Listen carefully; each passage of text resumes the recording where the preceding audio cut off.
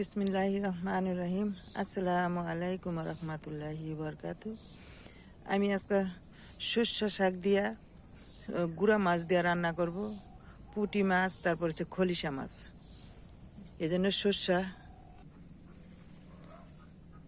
আমার সর্ষে শাকের তরকারি হয়ে গেছে। আমার ভিডিওর মধ্যে দেখা আছে, আমি এটা ছোট্ট ভিডিও সাইডে দিতেছি, আপনারা দেখেন, পছন্দ হলে রান্না করে খাইবেন আর কমেন্টস করবেন, জানাইবেন। যারা যারা সর্ষে শাক পছন্দ করেন তারা এই সর্ষে শাকের তরকারিটা রান্না করে খাইয়ে দেখবেন, আর যারা পছন্দ করেন তারা জানাইবেন। সে সুন্দর গ্রাম চড়ছে সর্ষা, নিজের ক্ষেতের এই সর্ষা, আবার মাছ হয়েছে কিনা, ধনিয়া পাতা নিজের লাগানো। তরতাজা জিনিসের মজাই আলাদা, আপনারা রান্না করে খাইয়ে দেখবেন।